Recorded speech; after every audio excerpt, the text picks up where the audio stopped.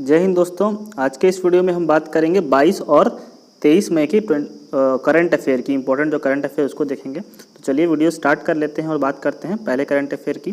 तो पहला क्वेश्चन है कि राष्ट्रीय सार्वजनिक प्रसारण national public broadcast Prasar Bharati जो है वो किस प्रकार का निकाय है। तो इसका आंसर क्या होगा, वो एक वैधानिक निकाय है, मतलब इसको संसद के द्वारा प्रस्ताव पारित करके लाया गया था। ठीक है, इसमें आगे देखिए कि जो प्रसार भारती भारत की सबसे बड़ी सार्वजनिक प्रसारण एजेंसी है। दूसरा यह है कि संसद के एक अधिनियम द्वारा स्थापित एक वैधानिक स्वायत्त निकाय है। प्रसार भारती अधिनियम क्या है, 1990 में पारित किया गया था संसद के द्वारा और 1997 में क्या कर दिया गया था, इसे अधिनियमित कर दिया गया था। अब इसकी चर्चा क्यों हो रही है, तो इसमें एक चीज़ और देख लीजिए कि दूरदर्शन टेलीविजन नेटवर्क और ऑल इंडिया भी क्या है, प्रसार भारती में शामिल है। इसकी चर्चा इसलिए हो रही है कि हाल ही में प्रसार भारती ने एक अंतर्राष्ट्रीय चैनल शुरू करने के लिए एक सलाहकार के लिए एक निविदा जारी की है। तो अंतर्राष्ट्रीय चैनल चालू करने की यहाँ पे जरूरत इसलिए पड़ गई कि जैसे देखिए बीबीसी जो न्यूज़ है वो ब्रिटेन का पक्ष क्या है, समाचार तो देता ही है, प्लस ब्रिटेन का क्या है न्यूज़ चैनल वहाँ पे वो पक्ष अपना रखता है। उसी प्रकार भारत का पक्ष इंटरनेशनल लेवल पे रखने के लिए, समाचार दिखाने के लिए एक डीडीसी इंटरनेशनल की स्थापना के लिए एक विस्तृत परियोजना रिपोर्ट आमंत्रित की गई है, जिसके कारण क्या है ये प्रसार भारती थोड़ा चर्चों में आ गया है। तो याद रखेंगे आप लोग, ये एक वैधानिक निकाय है और 1990 में इसका प्रस्ताव पारित किया गया था, 1997 में ये अधिनियमित हुआ है। और इसमें कौन कौन शामिल है, दूरदर्शन टेलीविजन नेटवर्क इसमें शामिल है और ऑल इंडिया रेडियो भी इसमें शामिल है। दूसरा जो इंपॉर्टेंट करंट अफेयर उसकी बात करते हैं कि अभी A76 जो है वो चर्चा में आया है, पर्यावरण विज्ञान के संदर्भ में ये खबरों में रहा है। और ये क्या चीज़ है, तो ये एक हिमखंड है। मैं इसके बारे में थोड़ा सा आप लोग को बता दूं और अलग से कि यूरोपीय जो अंतरिक्ष एजेंसी ने हालिया में क्या किया है, अंटार्कटिका में रोन आइस शेल्फ, इस बर्फ का नाम याद रखेंगे, रोन आइस शेल्फ है के पश्चिमी हिस्से से टूटकर आइसबर्ग 76 क्या हुआ, वेडेल सागर पे तैर रहा है। एक्चुअली क्या है आप लोग देखेंगे, जब ये पृथ्वी है तो ये ऊपर वाला इसका उत्तरी ध्रुव है और नीचे वाला क्या है, दक्षिणी ध्रुव है। तो ऊपर वाले ध्रुव को आर्कटिक कहते हैं, नीचे वाले को अंटार्कटिक कहते हैं। तो इसमें ही एक बहुत बड़ा सा बर्फखंड था जिसका नाम क्या था, रोन आइस शेल्फ, वो बर्फखंड था।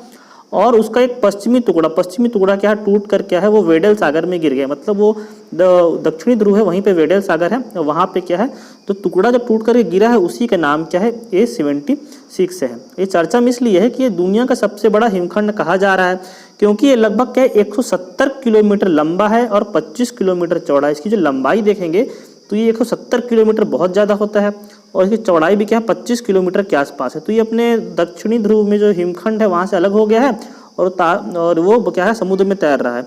तो जब ये पिघलेगा, वहाँ पे गर्मी हो रही है, तो क्या होगा, समुद्र का जल स्तर बढ़ेगा और जो छोटे छोटे टापू होते हैं वो क्या होंगे, अब डूबने की कगार में आएंगे और ये जलवायु परिवर्तन भी होगा।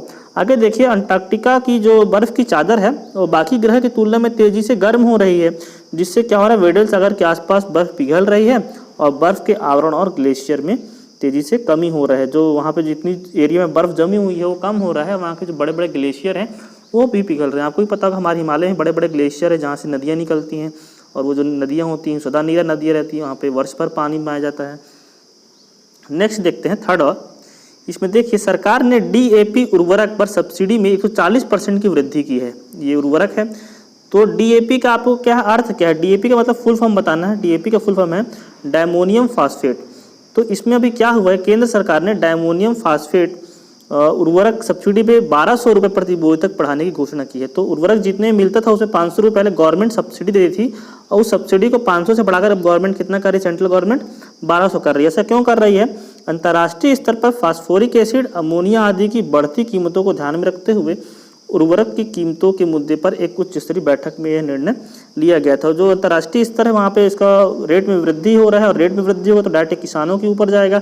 तो सरकार जब 500 रुपये देती थी उसको बढ़ाकर कितना कर दी है, 1200 रुपये कर दी है, जिसके कारण कि 40% की वृद्धि के साथ सब्सिडी में 500 रुपये से बढ़ाकर इसको 1200 रुपये प्रति बोरी बैग या प्रति बैग कर दिया गया है। तो इसमें बाकी पैसा किसानों को देना ही पड़ेगा, लेकिन जो सब्सिडी होती थी अब वो क्या कर दिया जाएगा, 1200 रुपये दिया जाएगा और किसानों को इसमें बहुत ज़्यादा राहत मिलने वाली है।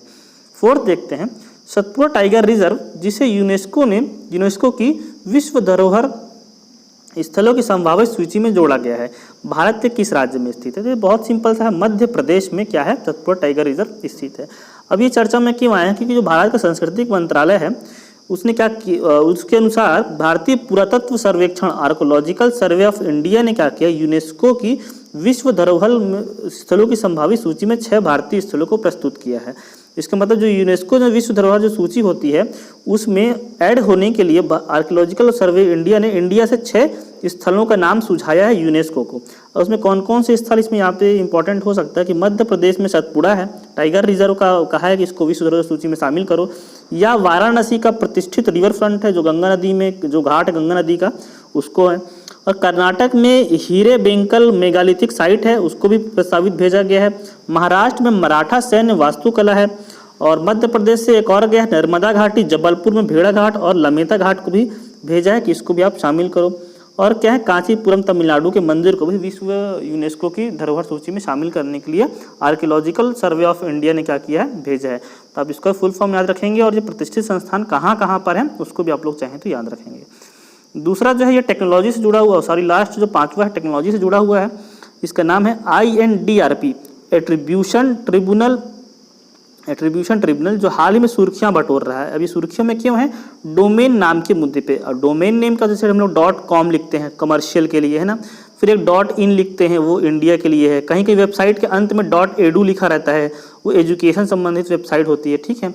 तो ये सब जो होते हैं इन्हीं को हम लोग कहते हैं डोमेन नेम। तो national internet exchange of India क्या है? निक्सी। ये आप लोग फुल फॉर्म याद रखेंगे, आपको एग्जाम में निक्सी के बारे में कभी भी पूछा जा सकता है। तो अपनाई गई IN domain name dispute resolution policy जिसको INDRP हम लोग कहते हैं, .in कहें या .भारत कहें, ये दोनों जो डोमेन नेम है का संबंध किसी भी विवाद को नियंत्रित करेगी। डोमेन से संबंधित कोई नाम होगा तो उसको कौन नियंत्रित करेगा? निक्सी नियंत्रित करेगी, ठीक है। अब ये विवादों में इसलिए आया है कि इस ट्रिब्यूनल ने एक बहुत इंपॉर्टेंट फैसला सुनाया है। उस फैसले में इसने ये कह दिया है कि खादी एक सामान्य नाम नहीं है, कोई भी खादी का इस्तेमाल नहीं कर सकता है। और खादी व ग्रामोद्योग आयोग KVIC, ठीक है, खादी और खादी इंडिया ट्रेडमार्क का वैध मालिक है। इसने कह दिया कि खादी कोई सामान्य नाम नहीं है, खादी और ग्रामोद्योग जो आयोग है वो खादी और खादी इंडिया का ट्रेडमार्क का उस वैध मालिक है। तो ये बहुत इंपॉर्टेंट हो सकता है, इसमें आप निक्सी को याद रखेंगे। और इसका जो डोमेन नेम के मुद्दे को कौन सॉल्व करता है? निक्सी सॉल्व करता है। और खादी एक सामान्य नाम नहीं, इसका मालिक कौन है? खादी व ग्रामोद्योग आयोग। तो दोस्तों आज के इस वीडियो में इतना ही है, मिलता हूँ आपसे अगले वीडियो में कुछ इंपॉर्टेंट करंट अफेयर के साथ। फिर आज के लिए धन्यवाद, जय हिंद।